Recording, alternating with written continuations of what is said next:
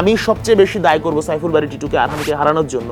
উনি একটা বেসরকারি টেলিভিশন চ্যানেলের টক শো থেকে গর্ব করে বলেছেন যে আরহাম জাতীয় দলে ট্রায়াল দিতে চেয়েছিল, কিন্তু আমি বলেছি তাকে তোমার এখনো সময় হয়নি। 4টা ম্যাচের ফুটবলারদের এখনো ম্যাচ ফি দেওয়া হয় না। আচ্ছা আশিক, এখন যে 20,000 টাকা করে ম্যাচ ফি দেয়া হচ্ছে, এটা কি সবার জন্যই সমান? সবার জন্য সমান। হামজা চৌধুরীর জন্য যেটা, ফুটবলাররা যে নিজেদের টাকায় শেষ পর্যন্ত ক্যাসপার এবং ইব্রাহিম নওয়াজ নিজেদের টাকায় নিজেরা টিকিট কেটে গেল এবং আগের দিন তারা বিমানবন্দরে গিয়ে, অর্থাৎ 12 ডিসেম্বর তারা বিমানবন্দরে গিয়ে ফেরত আসলো, জানতে পারলো যে তাদের টিকিট বুকিং দেওয়া হলেও ইস্যু করা হয়নি, যে দায়টা বাফুফের উপর বর্তায়। আচ্ছা, যদি বলি তপু বর্মন এবং ক্যাসপার, এই দুজনের মাঝে তুলনা করতে, লাতিন বাংলা কাপে একের পর এক অনিয়ম এবং বাংলাদেশের ফুটবল নিয়ে একটা বিরূপ মনোভাব তৈরি হয়েছে ব্রাজিল এবং আর্জেন্টিনায়, এবং এমনও কথা উঠেছে ব্রাজিলের দুয়ার নাকি বাংলাদেশের জন্য বন্ধ হয়ে যাবে।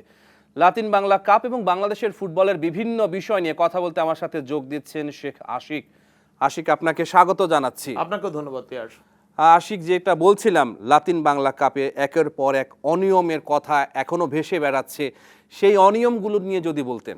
আসলে এই টুর্নামেন্টটায় অনিয়মের শেষ নেই। ব্রাজিল আর্জেন্টিনা থেকে 2টা দল আনা হয়েছে এবং 2টা দল, ব্রাজিলের দলটা মোটামুটি ভালো, সাও বার্নার্দো, কিন্তু আর্জেন্টিনার যে ক্লাব, এর কোনো রেজিস্ট্রেশন নেই, কোথার ক্লাব, কার ক্লাব, কারা খেলছে এর কোনো প্রমাণ নেই। ইভেন তাদের কোচও স্বীকার করেছে যে কিছু প্লেয়ার তারা হচ্ছে লাস্ট টাইমে ভাড়া করে নিয়ে এসেছে, অনেকটা খ্যাপ খেলার মতো। এই টিমটা এনেছে যারা আয়োজকদের অনিয়মের আসলে শেষ নেই, এবং অনিয়ম এমন পর্যায়ে পৌঁছেছে শেষ পর্যন্ত এনএসসি সেই খেলা বন্ধ করে দিতে বাধ্য হয়েছে। আর অনিয়মের সর্বশেষ অবস্থায় এখন আমরা দেখতে পাচ্ছি ব্রাজিল টিমের বেশ কয়েকজন চলে গেছে, কোচ সহ অনেকেই আটকে আছে, এখনো রয়েছে। যারা চলে গেছে তারা হচ্ছে নিজেদের খরচে গেছে, আয়োজকরা বলছে টাকা পরিশোধ করে দিবে। কাফু কানেসিয়াকে আনার কথা ছিল, তাদেরকে আনা হয়নি এবং শেষ ম্যাচটা আয়োজন করতে পারেনি। এবং আর্জেন্টিনা টিম গতকালকে টিম হোটেল পরিবর্তন করেছে এবং আর্জেন্টিনার প্লেয়ারদেরকে আটকে রাখা হয়েছিল হোটেলে, যে টাকা পরিশোধ করার জন্য। টাকা তারা নিজেদের পকেট থেকে পরিশোধ করেছে এবং তারা অন্য একটা হোটেলে উঠে। তারা এখন কোথায় আছে? তারা এখন বাংলাদেশে অন্য একটা হোটেলে আছে, আর্জেন্টিনা। এবং আজকেও সারাদিন গণমাধ্যম কর্মী যারা ছিলেন শুধুমাত্র তাদের চেহারা দেখেছেন হোটেলের ব্যালকনি থেকে। মানে খুবই দুরবস্থা এবং চরম অনিয়মের বাস্তবিক উদাহরণ হতে পারে লাতিন বাংলা টুর্নামেন্ট। আচ্ছা আশিক, এখানে বাংলাদেশ ফুটবল ফেডারেশনের ভূমিকাটা কি ছিল? লাতিন বাংলা টুর্নামেন্টে বাংলাদেশ ফুটবল ফেডারেশনের মূল ভূমিকা ছিল হচ্ছে যে ব্রাজিল এবং আর্জেন্টিনা থেকে যে 2টা ক্লাব আসবে সেটার পূর্ণ দায়িত্ব হচ্ছে আয়োজকদের। বাংলাদেশ টিম, বাফুফেকে বলা হয়েছিল যে আপনারা বাংলাদেশ টিমটা অ্যারেঞ্জ করে দেন, তারা হচ্ছে অ্যারেঞ্জ করে দিয়েছে, খরচ দিবে তারাই, কিন্তু টিম অ্যারেঞ্জমেন্ট, যেমন ধরেন যে টুর্নামেন্টে যে বিশ্বক চাকমা, ক্যাসপার হক কিংবা হচ্ছে ইব্রাহিম নওয়াজ বা হচ্ছে যারা এসেছে তাদের আসা যাওয়ার খরচ দিবে হচ্ছে আয়োজকরা। কিন্তু এই আয়োজকদের সাথে কিন্তু ফুটবলারদের কোনো যোগাযোগ না, পূর্ণ যোগাযোগ বাফুফের। অর্থাৎ ফুটবলাররা যে নিজেদের টাকায় শেষ পর্যন্ত ক্যাসপার এবং ইব্রাহিম নওয়াজ নিজেদের টাকায় নিজেরা টিকিট কেটে গেল এবং আগের দিন তারা বিমানবন্দরে গিয়ে, অর্থাৎ 12 ডিসেম্বর তারা বিমানবন্দরে গিয়ে ফেরত আসলো, জানতে পারলো যে তাদের টিকিট বুকিং দেওয়া হলেও ইস্যু করা হয়নি, যে দায়টা বাফুফের উপর বর্তায়। কারণ এই টিকিটটা তাদের বাফুফের বুঝিয়ে দেওয়ার কথা, যদিও আয়োজকরা অর্থ দিবে, কারণ এই ফুটবলাররা এসেছে বাফুফের কথায়, আয়োজকদের কথায় আসে। রাইট। তো এইটা হচ্ছে মানে বাংলাদেশ টিমের যত অনিয়ম, হোটেল বিল থেকে শুরু করে যাই হোক, টাকা পরিশোধ আয়োজকরা করলেও পূর্ণ দায়িত্ব আসলে বাফুফের পড়ে যায়, কারণ প্লেয়ারদের সাথে কন্ট্যাক্ট হয়েছে বাফুফের। আচ্ছা, এক্ষেত্রে আয়োজক যারা এই টুর্নামেন্টটা আয়োজন করেছে তাদের এগেইনস্টে বাফুফে কি ব্যবস্থা নিয়েছে?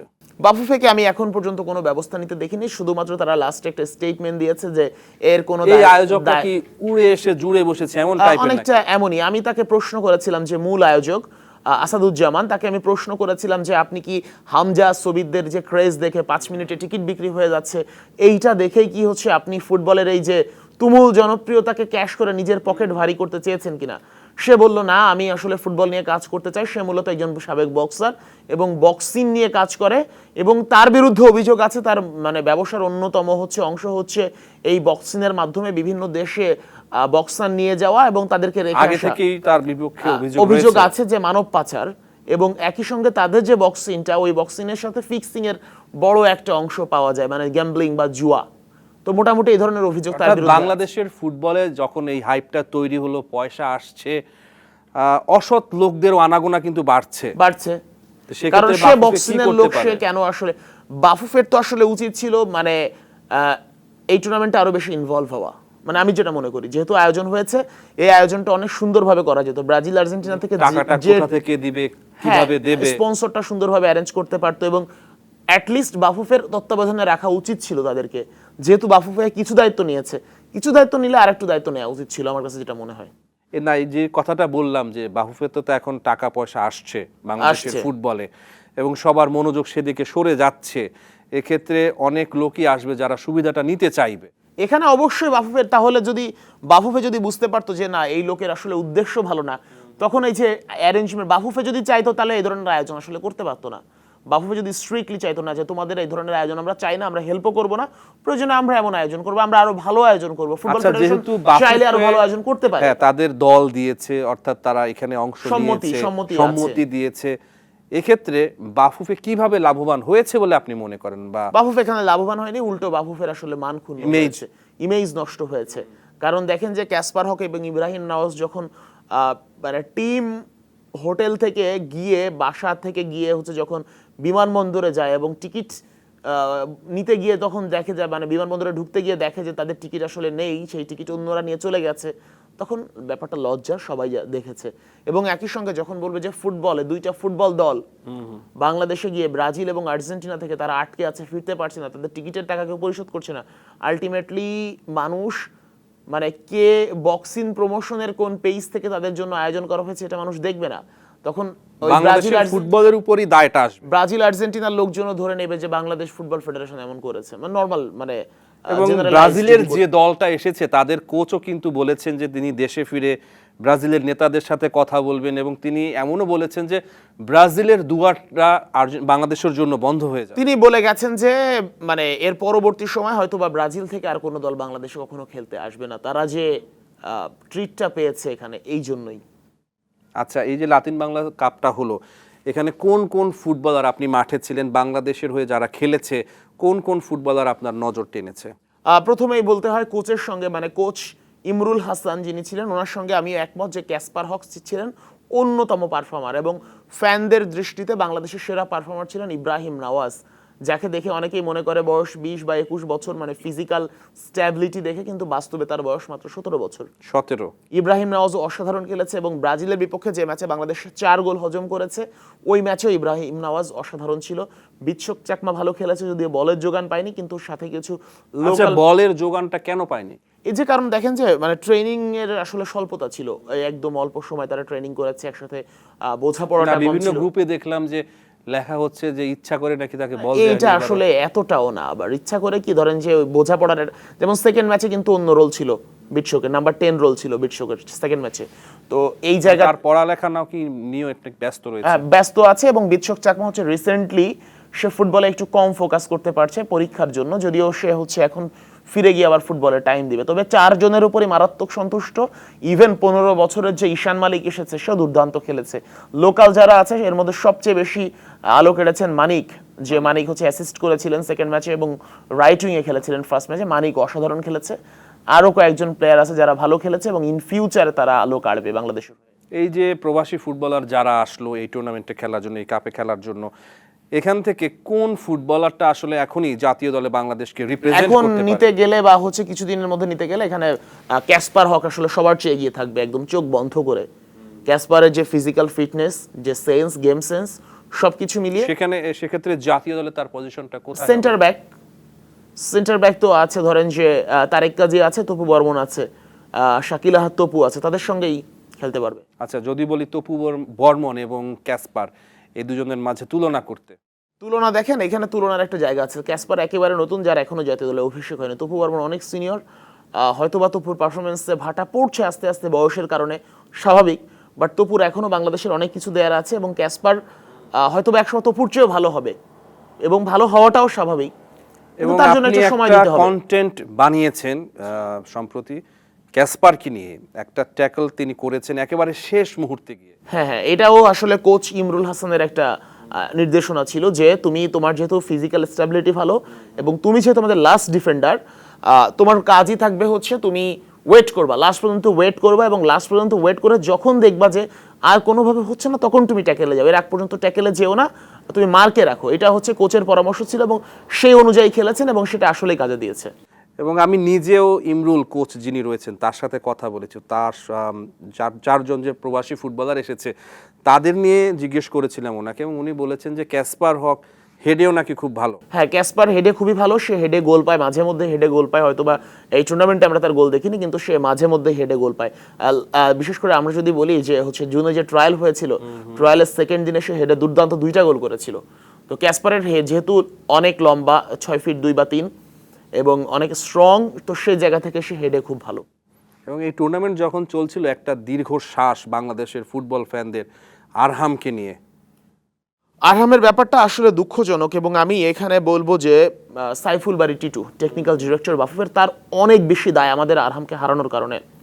উনি একটা বেসরকারি টেলিভিশন চ্যানেলের টক শোতে গিয়ে গর্ব করে বলেছেন যে আরহাম জাতীয় দলে ট্রায়াল দিতে চেয়েছিল, কিন্তু আমি বলেছি তাকে তোমার এখনো সময় হয়নি। তো যে ছেলেটা, আমি যদি বলি যে ছেলেটা আমি জাতীয় দল বাদ দিলাম, এর আগে অনূর্ধ্ব 23 টুর্নামেন্টটা গেল যেখানে ফাহামিদুল খেলেছে, জায়ান খেলেছে, সেখানেও রিজেক্ট হয়েছে, কিউবা মিচেল খেলেছে, তানলিল সালিক খেলেছে, সেইখানে চোখ বন্ধ করে আরহামের খেলার কথা ছিল, আলোচনায় ছিল, কোনো একটা অজানা কারণে আরহামকে তখনও খেলানো হয়নি বা ডাকা হয়নি। এবং সেই দলের টিম সিলেক্টরে হাভিয়ের কাবরেরা ছিলেন, ওই দলের টিম মানে প্লেয়ার কারা খেলবেন এই বাছাইয়ের মধ্যে। এবং আমার মনে হয়, মানে আমি যতটুকু শুনেছি, কাবরেরার ইগো এখানে কাজ করেছে। কি ধরনের ইগো এখানে কাজ করেছে? আচ্ছা, বিভিন্ন ধরনের ইগো থাকতেই পারে, যে মানে আরহাম হয়তো বা তার সাথে যোগাযোগ করে নাই, তার সাথে মানে কমিউনিকেট করে নাই, আছে বিভিন্ন ইস্যু আছে। তো দিন শেষে ক্ষেত্রে আসলে বাফুফের দায়টা কি আপনি দেখছেন যে আমার বাফুফের এত ভালো একজন প্লেয়ার আমি বাফুফের এখানে দায় এসেছে? কেন দেখবো না? টেকনিক্যাল ডিরেক্টর সাইফুল বারী টিটু যখন নিজে বলছেন যে আরহামকে তোমার এখনো ট্রায়াল দেওয়ার সময় হয়নি, তাহলে সে তো বাফুফের মানে অন্যতম গুরুত্বপূর্ণ ব্যক্তি, টেকনিক্যাল ডিরেক্টর, তাই না? তো উনি যখন বলছেন যে তোমার এখনো সময় হয়নি, ব্যাপারটা আসলে হতাশাজনক। যে ছেলে অস্ট্রেলিয়া অনূর্ধ্ব 20 দলে খেলতে পারে, সে কি বাংলাদেশ জাতীয় দলের ধরেন যে বাংলাদেশ ন্যাশনাল টিমে এখন যারা খেলছে, হামজা, সমিত, এদেরকে ধরেন যে প্রবাসী ফুটবলারগুলো রয়েছে, ওদেরকে আমি সরিয়ে দিলাম, এই যে দলটা এখন রয়েছে তাদেরকে যদি অস্ট্রেলিয়া আন্ডার-20 টিমের সাথে খেলতে দেয়া হয়, তাহলে রেজাল্টটা কেমন হবে? রেজাল্ট আসলে টাফ গেম হবে, যদিও আমি অস্ট্রেলিয়া আন্ডার-20 টিমের খেলা দেখিনি। কারণ আপনাকে মানে মানে এত কিছু বাদ, মানে কেমন হবে, কারণ আমি তাদের প্লেয়ার ওইভাবে চিনি না। কিন্তু আমি আরহামের খেলা দেখেছি, বাংলাদেশ অনূর্ধ্ব 17 দলের হয়ে আরহামের ক্লাবের ম্যাচ আমি দেখেছি অনেকগুলো।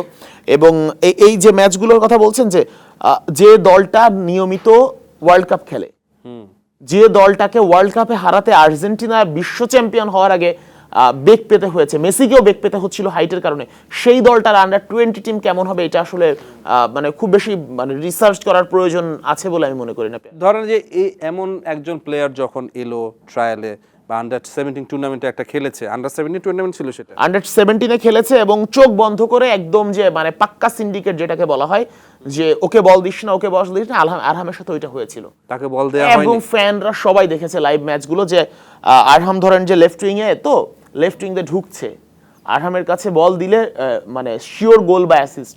ওই সময় আরহামকে বল না দিয়ে এমন একজনকে দেয়া হচ্ছে যে আসলে বল নিয়ে ওই সময় কিছুই করতে পারবে না, কিন্তু আরহামকে বল দিলে আরহাম বল নিয়ে কিছু একটা করে। বাংলাদেশ চিনতে না পারলেও অস্ট্রেলিয়া ঠিকই চিনে ফেলেছে। এবং আরহাম প্রাথমিক স্কোয়াডেও কিন্তু অনেক দিন ধরে ছিল, অনেক দিন ধরে প্রাথমিক স্কোয়াডে ছিল, এরপরেও বাফুফে যোগাযোগ করে নাই বা করে নাই, এবং শেষ পর্যন্ত মূল দলে জায়গা পেয়ে গেছে। এই ক্ষেত্রে বাফুফে থেকে কি সাইফুল বারী টিটু, যিনি বলেছেন যে তোমার এখনো সময় হয়নি আরহামকে নিয়ে, তাকে কি জিজ্ঞেস করা হয়েছে কেন এই কথা বলেছেন? যে এই জিজ্ঞেস করার আসলে আমার এখনো সুযোগ হয়নি।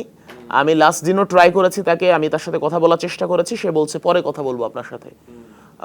হয়তোবা কথা বলবেন, হয়তোবা উনি জানেন যে আমি আরহামকে নিয়ে তাকে প্রশ্ন করব, এই জন্যই হয়তোবা উনি এড়িয়ে গেছেন। আচ্ছা, হতেই পারে। আচ্ছা, ব্যাপারটা কি এমন নাকি যে তিনি হয়তো ভেবেছেন যে দেখো এমন একজন ফুটবলারকে আমি রিজেক্ট করে দিয়েছি, নিজের একটা পার্সোনালিটি দেখানো, এরকম কিছু? না, এমন না। এখন ধরেন আরহামকে আপনার জন্য আমি তো বলবো যে মানে আমি যদি সাইফুল বারী টিটুকে প্রশ্ন করতে পারি, তিনি যদি আমার প্রশ্নের উত্তর দেওয়ার জন্য প্রস্তুত থাকেন, আমি তো তাকে প্রশ্ন করবো যে আপনি কেন আরহামকে মানে নিষেধ করলেন জাতীয় দলের ট্রায়ালের জন্য, আপনার জন্যই আমি আরহামকে হারালাম, এবং আমি সবচেয়ে বেশি দায় করবো সাইফুল বারী টিটুকে আরহামকে হারানোর জন্য। তো সেই জায়গা থেকে তিনিও জানেন যে হচ্ছে আমি তাকে এই প্রশ্ন করব, যে কারণেই হয়তো বা উনি আমার প্রশ্নের উত্তর দিতে চাননি। আচ্ছা, আরহামের কি এখনো বাংলাদেশ জাতীয় দলে খেলার সুযোগ রয়েছে কিনা? যদি আরহাম চান। এখন আসলে বাফুফের কোর্ট থেকে বলটা অনেক দূরে সরে গেছে, অথচ এই আরহামের বাবা, তারা নিজেরাই চেয়েছিলেন যে আরহাম বাংলাদেশের হয়ে খেলবে, আরহাম লাল সবুজের জার্সি পরেই খেলবে। তারা অনেক বেশি অর্থাৎ আমরা একটা রত্ন হারিয়ে ফেলার পথে বা হারিয়ে ফেলেছি, অলমোস্ট হারিয়ে ফেলেছে। এখন যদি আরহামকে রিকোয়েস্ট করে বা আরহামের সাথে বসে নেগোসিয়েশন করে কিছু করা যায়, মানে আমি যদি অন্তত বাফুফের দায়িত্বরত কেউ হতাম, আমি এখন নিজে থেকে আরহামের সাথে যোগাযোগ করতাম, যোগাযোগ করে তাকে বললাম, বাবা যা হওয়ার হয়েছে, তুমি আসো, তুমি চলে আসো, তোমারই তো দেশ, তুমি চলে আসো। হয়তোবা ভুল বোঝাবুঝি হয়েছে, হয়তোবা আমরা তোমাকে, অথবা বিষয়টা এমনও হতে পারতো যে হামজাকে দিয়ে তাকে অনুরোধ করা যে তুমি না, হামজা কেন অনুরোধ করবে? হামজা কেন? হামজার একটা প্লেয়ারের জন্য এই দায়িত্ব হামজার না ভাই, এই দায়িত্ব বাফুফের, এই দায়িত্ব যারা কর্তা ব্যক্তি তাদের। না, দায় তাদের, ঠিক আছে, ধরেন যে হামজাকে দিয়ে বললো যে না তুমি এখন আসো আমাদের সাথে খেলা, এরকম কি হতে পারে? হামজাকে দেখিয়ে বলতে পারে যে হামজা খেলছে, তুমি হামজার সঙ্গে খেলো, কিন্তু হামজা কেন বলতে যাবে? এই হামজা তো আর এই দায় নিয়ে বসে নাই। হামজা সে আসে যে আমাদের জন্য খেলে, এইটাই অনেক। হামজা যে বাংলাদেশকে রিপ্রেজেন্ট করে, এত ঝক্কি ঝামেলা পুহিয়ে হামজা, তো আমি একটা মানে তথ্য দিচ্ছি, সেটা হচ্ছে বাংলাদেশ ফুটবল দল, আমি মানে এইটা নিয়ে আসলে কাজ করতে চাচ্ছিলাম, এখন পর্যন্ত তথ্য পাইনি বা হচ্ছে পাইনি, কিন্তু আমি আজকে বলতে চাচ্ছি, সেটা হচ্ছে সিঙ্গাপুর ম্যাচ, সিঙ্গাপুর ম্যাচের পরে এখন পর্যন্ত, এরপরে হংকং চায়নার বিপক্ষে 2টা ম্যাচ হয়েছে, home and away, home and away. নেপালের ইন্ডিয়া এসেছে, ইন্ডিয়ার সাথে ম্যাচ হয়েছে, নেপালের সঙ্গে ম্যাচ হয়েছে, 4টা ম্যাচ। এই 4টা ম্যাচের ফুটবলারদের এখনো ম্যাচ ফি দেওয়া হয় নাই। এটা কারণ কি? প্রসেসিং এ আছে। তো এই ম্যাচ ফি গুলো এখনো দেওয়া হয় নাই, মানে 4টা ম্যাচে ম্যাচ ফি কত পান? ম্যাচ ফি হচ্ছে একজন ফুটবলার 20,000 টাকা করে পান, মানে 4 ম্যাচে 80,000 টাকা। বর্তমানে বাংলাদেশে অনেক ক্লাবই লোকাল ফুটবলারদের বেতন দিচ্ছে না অন্তত 1-1.5 বছর ধরে, মানে মোস্ট অফ দ্য ক্লাব বেতন দিচ্ছে না। তো সেই জায়গা থেকে আপনি যদি ফুটবলারদের 80,000 টাকা করে আটকে রাখেন, এই টাকাটা মানে দিচ্ছেন না, এটা তো খারাপ। প্রসেসিং এ আছে, আমি সেদিনও বলেছে প্রসেসিং এ আছে। এই প্রসেসিং আসলে যে ম্যাচগুলো হলো সেখানে বাফুফে হিসাব দিয়েছে কত টাকা ইনকাম হয়েছে, অনেক টাকা ইনকাম হয়েছে, অনেক টাকা। সেই টাকাগুলো কোথায় খরচ হয়েছে কোথায়, এটা কিন্তু আবার হিসাব দেওয়া হয়নি, শুধু ইনকামের হিসাব দেওয়া হচ্ছে। আমি একটু শেষ করি আরেকটু। আসিফ মাহমুদ সজীব ভুঁইয়া, সদ্য সাবেক ক্রীড়া উপদেষ্টা, তিনিও কিন্তু যেদিন পদত্যাগ করেছেন ওই দিন কিন্তু প্লেয়ারদের যে 2 কোটি টাকা পুরস্কার ঘোষণা দিয়েছিলেন, ওই দিন এনিহাও সেটা ম্যানেজ করে দেওয়া হয়েছে। কিন্তু ফুটবল ফেডারেশন থেকে এখন পর্যন্ত মানে ওই ম্যাচের জন্য কোনো ঘোষণাও করা হয়নি, দেবে এরকম কিছু বলেছে, বলেছিল যে ঘোষণা করা হবে, কিন্তু সে ঘোষণাও করা হয়নি, দেওয়া হয়নি। অথচ আসিফ মাহমুদ সজীব ভুঁইয়া তিনি কিন্তু মানে অ্যাটলিস্ট মানে এনিহাও যে দিয়ে গেছেন, দেওয়ার ব্যবস্থা, যদিও সেটা নিয়েও বিতর্ক তৈরি হয়েছে। টিমের অবিচ্ছেদ্য অংশ মহসিন, তাকে টাকা দেওয়া হয় নাই, কিন্তু ফুটবলাররা তার জন্য টাকা তুলছেন নিজেদের থেকে, বড় একটা অঙ্ক টাকা তুলবে, 2-1 দিনের মধ্যে সেই টাকাটা মহসিনকে দেওয়া হবে।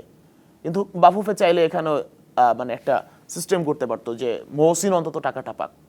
আচ্ছা আশিক, এখন যে 20,000 টাকা করে ম্যাচ ফি দেয়া হচ্ছে, এটা কি সবার জন্যই সমান? সবার জন্য সমান। হামজা চৌধুরীর জন্য যেটা, আর যে ছেলে অনূর্ধ্ব 23 ধরেন যে 23 সদস্যের মধ্যে আছে, সে ওইটা পাবে, শুধু ম্যাচ নাও খেলে বেস্ট। আচ্ছা, আপনার কাছে কি মনে হয় না যে ম্যাচ ফিটা আর একটু বাড়ানো দরকার এখন যেহেতু বাংলাদেশের ফুটবলে টাকা রয়েছে?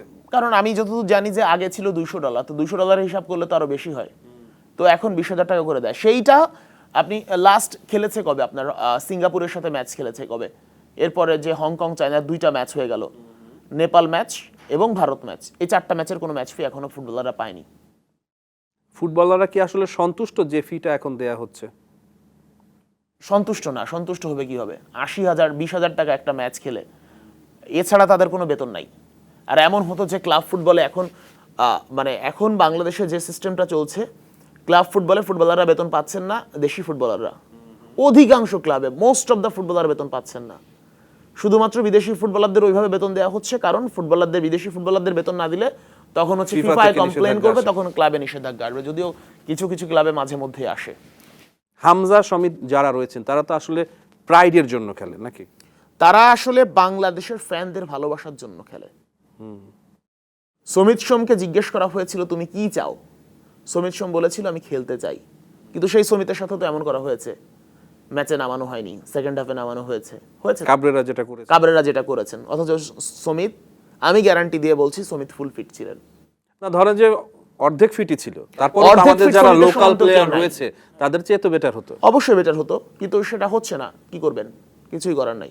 মানে আমি যে আসলে পেয়ার, আমি যে কথাগুলো বলছি মানে দেখে অনেকের কাছে মনে হতে পারে রুড, কিন্তু আমরা যখন মানে ধরেন যে আমি একজন ফুটবলার, আমরা ধরেন সাদউদ্দিনের সমালোচনা করতে পারি, করব। সাদ যদি খারাপ খেলে সমালোচনা করব, ভালো খেললে ভালো ভালো বলবেন। খেললে ভালো খেলবো, কিন্তু সাদের টাকা যখন আপনি আটকে রাখবেন, এইটা তো আমি সাপোর্ট করব না। যে আমার কাছে তখন ওই টাকা আটকে রাখা বা ক্লাবের বেতন না পাওয়া কিংবা হচ্ছে ন্যাশনাল টিমের ম্যাচ ফি না পাওয়া, সেটা সাদ হোক কিংবা অন্য যে সে যত বাজে পারফর্মার হোক, Whoever it is. যেই হোক, আপনি যখন তাকে দলে রেখেছেন তখন আমি তার জন্য সমানভাবে কথা বলবো যে কেন তাকে আসলে তার টাকাটা কেন ডিলে করা হচ্ছে, এটা আমি বলবো। তার পারফরমেন্স নিয়ে আমি সমালোচনা করতেই পারি, কিন্তু টাকা পয়সার ব্যাপার বা স্যালারির ব্যাপার বা হচ্ছে ম্যাচ ফির ব্যাপার, সেইখানে কোনো তো ছাড় দেওয়ার সুযোগ নেই। কোচের আপডেট কি? কোচ নিয়ে আসলে চলছে, আলোচনা চলছে, বিভিন্ন কোচ দেখা হচ্ছে। তবে হংকং ম্যাচ অর্থাৎ 31 মার্চ পর্যন্ত হচ্ছে হাভিয়ার কাবরেরার মেয়াদ। এই মেয়াদ পর্যন্ত কাবরেরাকে রাখা হচ্ছে এখন পর্যন্ত যেটা আপডেট। মার্চে তিনি থাকছেন 31 মার্চ পর্যন্ত যে থাকছেন। এর আগে হচ্ছে বাংলাদেশের একটা ম্যাচ আছে সিঙ্গাপুরে, ওই ম্যাচ পর্যন্ত কাবরেরাই থাকছে। ক্যাসপারকে কি আমরা সেই ম্যাচে দেখতে পাবো জাতীয় দলে? কি মনে হয়? কোচ যদি চান তবে সম্ভব, কারণ ওই ম্যাচে তপু বর্মন খেলতে পারবেন না কার্ডের কারণে। সেখানে ভালো একটা অপশন হতে পারে অন্তত সাবেন আমার জন্য। আর ক্যাসপারকে যদি আমরা ইন ফিউচারে দলে ক্যাসপারকে প্রয়োজন, ক্যাসপারের মতো ফিটনেস বা ফিট সেটা আপনি বুঝেছেন, হ্যাঁ তাকে প্রয়োজন। বাফুফেতে যারা রয়েছে তারা কি বুঝেছে? হ্যাঁ, যারা লাতিন বাংলা টুর্নামেন্টে যারা কোচ ছিল, দায়িত্ব ছিল, তারা তো মহা খুশি ক্যাসপারের পারফরমেন্সে। প্রত্যেকটা কোচ তার মানে পারফরমেন্সে খুবই হ্যাপি। টিমের সঙ্গে যারা ছিলেন তারা খুবই হ্যাপি। মানে তারাও তো মানে মানে ইনিয়ে বিনিয়ে হলেও ফেডারেশনের অংশ, তাই না? আচ্ছা, এখন তাহলে আপনাকে আমি আরেকটা প্রশ্ন করি। ক্যাসপারের যে পারফরমেন্সটা যে আপনি দেখলেন লাতিন বাংলা কাপে, এবং আরহাম যে টুর্নামেন্টে খেলেছে আন্ডার-17-এ, এই দুটো পারফরমেন্সের যদি তুলনা করি, তাহলে আপনি বলছেন ক্যাসপারকে অবশ্যই জাতীয় দলে রাখা উচিত, এটা বলছেন কোচরা।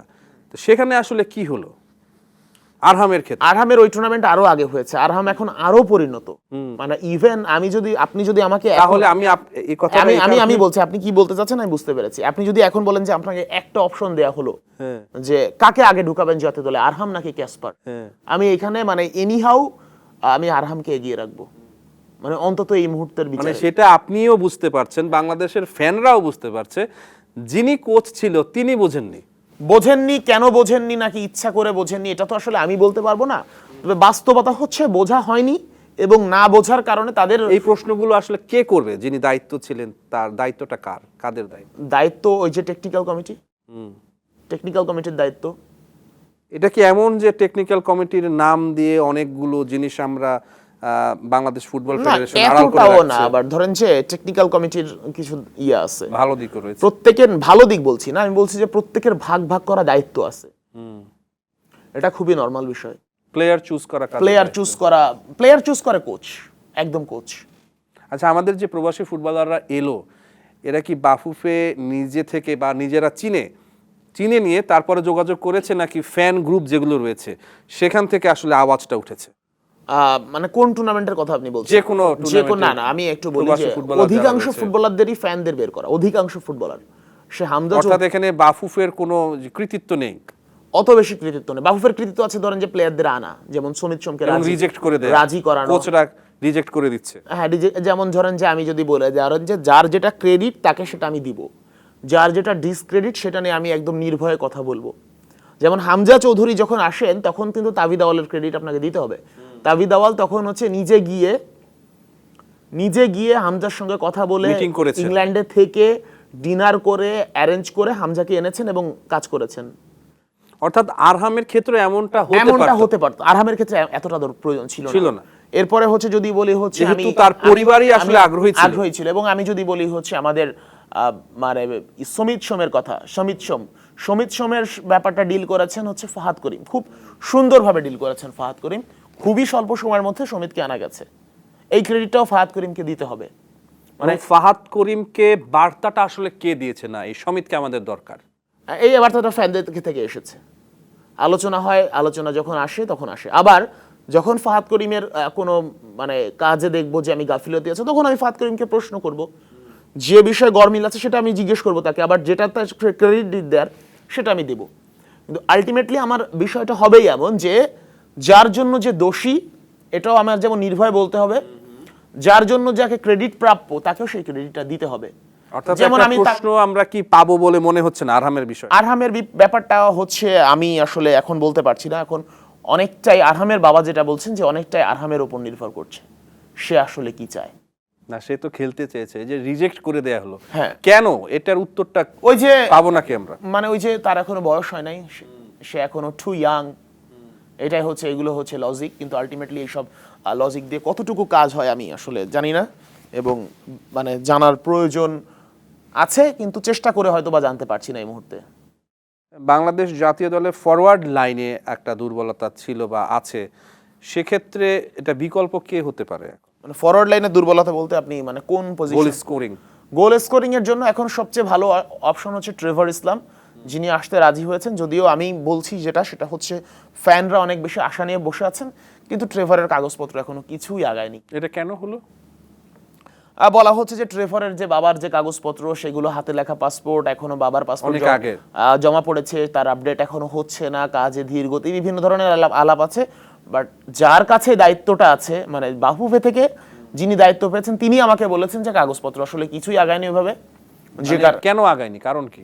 মানে সময়ের অভাব, সুযোগের অভাব, কাদের সময়ের অভাব? সবারই, দুই পক্ষেরই। যেমন আরো একটা ভালো অপশন আছে আমাদের, জায়ান হাকিম। জায়ান হাকিম 7 খেলেন, নিয়মিত গোল পাচ্ছেন, এবং একই সঙ্গে তিনি একটা কোচিংও করান একটা ক্লাবে, সেখানেও তার ক্লাব ভালো করছে। তার বয়স এখন কত? জায়ানের বয়স কম, 26-27 বা সামথিং। আমার এই মুহূর্তে খেলেন, কোচিং করাচ্ছেন। কোচিং করাচ্ছেন এবং একই সঙ্গে খেলেন। কোচিং করালে হয় কি, তার নিজের সেন্সটা আরো বাড়ে। তো এই জায়ান হাকিম খুবই ভালো অপশন স্ট্রাইকারের জন্য। ট্রেভর ইসলাম খুবই ভালো অপশন। জায়ানের কাগজপত্রের কি হলো, আগাচ্ছে নাকি? এখনো আগাচ্ছে না, অনেক দিন ধরে কিছু আপডেট আছে, বা এখান থেকে বলা হচ্ছে যে জায়ান সময় দিতে পারছেন না, জায়ান হাকিম। আমি আসলে জানি না, মানে আমরা তো আসলে যোগাযোগ করার চেষ্টা করেছেন আপনি জায়ানের সঙ্গে আমার যোগাযোগ হয়নি, কিন্তু তবে যারা কাজ করছে এখান থেকে, তারা বলছে যে এখনো কাগজপত্র আগায়নি, বা সে সময় দিতে পারছে না। রিসেন্টলি তিনি বাবা হয়েছেন, যে কারণে তার ব্যস্ততা যাচ্ছে। তবে দেখা যাক, আসলে আমরা আশায় রয়েছে যে তিনি আসবেন। আমরা ওই যে বলে না যে আশায় বাজে চাষা, ওই অবস্থা আর কি। আসতে পারেন তিনি, হয়তো আসবেন তিনি। আর কে রয়েছে আগ্রহী আছেন এই মুহূর্তে? আমাদের সবচেয়ে বড় মানে আরহামের, মানে আমি যদি এখানে দায়িত্বরত হতাম, আমি আরহামেরটা সলভ করতাম এবং নিয়মিত অ্যাপ্রোচ করতাম ফারহান আলী ওয়াহিদকে, সবচেয়ে বিগ স্টার। মানে কিছুদিনের মধ্যে আমরা ফারহান আলী ওয়াহিদকে দেখবো, যে কোন পজিশনে খেলেন? লেফট উইঙ্গার হলে আপনি মানে ইংলিশ প্রিমিয়ার লিগে খেলবেন কিছুদিন ধরে। ফুলহাম এফসির মানে একাধিকবার তিনি recently goal of the week জিতেছেন ফুলহাম এফসি অনূর্ধ্ব-21 দলের, এবং বেশ কিছুদিন, মানে সামান্য কিছুদিনের মধ্যে আমরা তাকে ইংলিশ প্রিমিয়ার লিগে দেখতে পাবো, এবং দ্বিতীয় বাংলাদেশি হিসেবে ইংলিশ হামজার পরে দ্বিতীয় বাংলাদেশি হিসেবে খুব তাড়াতাড়ি ইংলিশ প্রিমিয়ার লিগে তার অভিষেক হবে। তাকে পাওয়াটা খুব প্রয়োজন। আপনার ইংলিশ প্রিমিয়ার লিগে খেলা লেফট উইঙ্গার, যে মানে মাঝে মধ্যেই গোল পাচ্ছে, গোল অফ দ্য উইক জিতছে, সপ্তাহের সেরা গোলের পুরস্কার জিতছে, তাকে আমাদের মতো এইসব পজিশন এনে খেললে কি হবে? যে হামজা ডিফেন্সিভ মিডফিল্ডার, যে হামজাকে আমরা লেস্টারে গোল করতেই দেখি না, সেই হামজা যখন 6 ম্যাচে 4 গোল করে ফেলে, আর তখন ফরওয়ার্ড লাইনের একজন যে মাঝে মধ্যেই গোল পায়, নিয়মিত গোল পায়, তাকে আনতে পারলে আমাদের এইসব কন্টিনেন্টে বা এইসব স্ট্যান্ডার্ডে কি মনে হচ্ছে আপনার, উনি কি আসবেন নাকি? ফারহান আলী ওয়াহিদের বাবা যেটা বলেন, যে তার এখনো সময় প্রয়োজন, তারা সময় চায়, কিন্তু কতদিন সময় সেটা তারা বলে না। যেমন কি ইংল্যান্ড ন্যাশনাল টিমে খেলার কোনো চান্সেস দেখছে? খুবই ভালো চান্স আছে তার, হি ইজ টু গুড। কিন্তু প্রবলেম হচ্ছে কি এটা জানেন, আমরা নিজেকে নিয়ে তো স্বপ্ন অনেক দেখি, প্রত্যেক মানুষ অনেক স্বপ্ন দেখে। তবে এটাও সত্য, ইংল্যান্ডে ওই পজিশনে এত ফুটবলার, হয়তোবা অনেক অপশন রয়েছে, তিনি যদি খেলেন হয়তোবা 2-4 ম্যাচ খেলবেন, এরপরে দেখা গেল আবার হারিয়ে যাবে। কিন্তু বাংলাদেশে আসলে কিংবদন্তি হয়ে যাবে, একদম মানে মাথায় তুলে রাখবে বাংলাদেশ, হামজার মতো হয়ে রাখবে। তো এটা আসলে মানে তার জন্য ভালো হবে বাংলাদেশের হয়ে খেলা জাতীয় দলে। আচ্ছা, আপনি বাংলাদেশ ফুটবল ফেডারেশনের আয়ের কথা বলছিলেন, যে কোন কোন খাতে খরচ হয়েছে সেটা নাকি বলেনি? না, সেটা দেখানো হয়নি। সিঙ্গাপুর ম্যাচ, হংকং ম্যাচের আয়ের হিসাবটা দেখানো হয়েছে, যে অনেক আয় হয়েছে, কিন্তু খরচটা আসলে দেখানো হয়নি। হয়তোবা এটা কি দেখানো হবে মনে হচ্ছে? হয়তোবা হবে না, আমি আসলে কিভাবে বলবো, এটা তো যারা দায়িত্বে আছে তাদের মনের মধ্যে আছে, এটা তো আমার পক্ষে। আপনি কি ওই প্রেস কনফারেন্সে ছিলেন? ওই দিন আমি ছিলাম না। মানে এটা কি প্রশ্ন করা হয়েছিল নাকি, যে আসলে টাকাটা কোথায় গেল, কিভাবে খরচ হচ্ছে? প্রশ্ন করা হয়েছিল, আমি অন্য একটা জায়গায় ছিলাম, কিন্তু হচ্ছে ওই দিন টাকাটা খরচ হয়েছিল, বলছিল যে এখনো ব্যয়ের হিসেবটা রেডি হয়নি, রেডি হলে তারা দেখাবে। আচ্ছা, জামাল ভুঁইয়া তিনি তার ক্যারিয়ারের একেবারে শেষ দিকে এসে গেছেন এরকম বলা হচ্ছে, বা আসলেও তাই। সেক্ষেত্রে জামালের জন্য 2026 কি বাংলাদেশ জাতীয় দলের শেষ বছর হতে পারে? জামালও হয়তো বা সেটাই ভাবছেন, তিনি নিজেও ভাবছেন। আপনি তো প্রায় তার সাথে কথা বলেন। হ্যাঁ, তার সাথে আমার মাঝে মধ্যেই কথা হয়। লাস্টে যেদিন ফুটবলাররা টাকা রিসিভ করেছে ক্রীড়া মন্ত্রণালয় থেকে, সেদিন শুধুমাত্র জামাল ভাইয়ের সঙ্গে গণমাধ্যম কর্মীদের মধ্যে আমিই ছিলাম, সেদিনও কথা হয়েছে। তো ফুটবলারদের আমি মনে করি যে রিটায়ারমেন্ট সম্পর্কে প্রশ্ন করাটা একটু বিব্রতকর আমার কাছে মনে হয়, এবং আমরাও আসলে জামালকে আরও বেশি দিন দেখতে চাই, যদিও বাস্তবতা আমাদেরকে মানতে হবে, যে কারণে তবে আমার কাছে এই ধরনের প্রশ্ন করতে একটু বিব্রত লাগে। সেক্ষেত্রে জামালের পর বাংলাদেশের ক্যাপ্টেন হিসেবে আপনি কাকে দেখতে পাচ্ছেন? নিঃসন্দেহে হামজা চৌধুরী, নিঃসন্দেহে। মানে সে তো আসলে ক্যাপ্টেন না থাকলেও ক্যাপ্টেন, সে মাঠে খেললেও সে কোচের ভূমিকায় থাকে। তো হামজা সবচেয়ে ভালো অপশন এই মুহূর্তে, ক্যাপ্টেন ম্যাটেরিয়াল, একদম পিওর ক্যাপ্টেন ম্যাটেরিয়াল। আর সমিতেরটা কিভাবে দেখছেন? সমিতের ব্যাপারটা আমার কাছে যেটা মনে হয়, সে হচ্ছে কোচ ম্যাটেরিয়াল বেশি ক্যাপ্টেনের চেয়ে, ফুটবল ব্রেইন, টনি ক্রুজ টাইপের বা হচ্ছে ইলকাই গুন্দুয়ান টাইপের। ইন্ডিয়ার এগেইনস্টে ম্যাচে যথেষ্ট ভালো যথেষ্ট স্ট্র্যাটেজি ছিল। হ্যাঁ অবশ্যই, টাইম কিলিং এর যে ব্যাপারটা সাইলেন্ট ছিল, কিলার টাইপের। শুধুমাত্র টাইম কিলিং না, সমিত সোমের আসলে অপোনেন্টের খেলা নষ্ট করেন খুব ভালো, অ্যাটাক নষ্ট করেন। আমরা কিছু কিছু টার্ন দেখেছি, বল নিয়ে নিজের পায়ে রেখে দেন। নিজের পায়ে রেখে দেন, খেলা নষ্ট করেন, বল রিকভার করেন, যেগুলো দুর্দান্ত।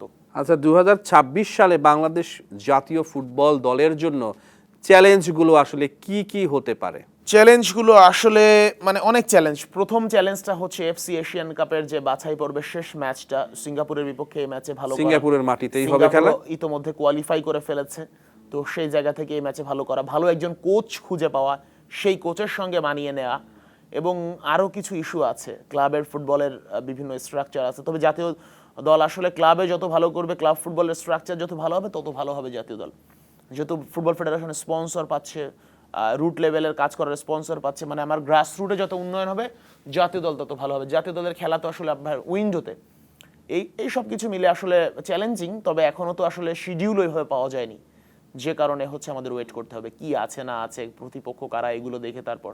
আচ্ছা, বছর জুড়েই তো সিন্ডিকেটের ব্যাপারটা ঘুরে ফিরেই আসছে, এখনো আসছে। সেই বিষয়টা আসলে এখন কোন পর্যায়ে রয়েছে সিন্ডিকেটের বিষয়টা? সিন্ডিকেট তো বিভিন্ন ধরনের সিন্ডিকেট আছে, আমি তো আগেও বলেছি যে কেউ সিন্ডিকেট করে যে ওকে বল দিব না, কেউ সিন্ডিকেট করে আমার ক্লাবের প্লেয়ার জাতীয় দলে খেলবে, আবার কেউ সিন্ডিকেট করে হচ্ছে নিজের পকেট গরম করার জন্য। বিভিন্ন ধরনের আছে, তো যে যার মতো আছে। এগুলো দমন করবে কে? এগুলো দমন করার আসলে কেউ নাই, যদি মানে একদম থাকবেই এটা থাকবে। মানে আমরা বাংলাদেশি, কালচারটা এমন।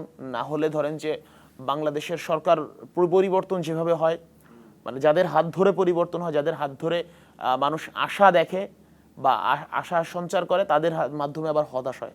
তো সব সেক্টরে এমন আছে, এইটা নিয়ে আসলে এত বেশি করার সুযোগ নেই। তবে সততা যদি বাড়ে, এবং দিন শেষে যদি যারা ফ্যান আছে, ফ্যানরা যদি আসলে জাগ্রত হতে পারে এবং মরণ কামড় যেটা বলা হয় সেটা যদি দিতে পারে, শেষ পর্যন্ত হয়তো বা পরিবর্তন আসতেও পারে। বা যাই হোক, বাংলাদেশের ফুটবলটাকে আসলে বদলে দিচ্ছেন ফ্যানরা চোখ বন্ধ করে। এই হামজা চৌধুরী আসা, সমিত সোম আসার সবচেয়ে বেশি অবদান ফ্যানদের, তাদেরকে এগিয়ে আসতে হবে। এছাড়া আর আসলে উপায় নেই, কারণ ফ্যানরা একমাত্র নিঃস্বার্থ। তারা স্বার্থের বাইরে গিয়ে খেলা দেখে, টিকিট কাটে, টিফো তৈরি করে, তাদের তো কেউ অর্থায়ন করছে না।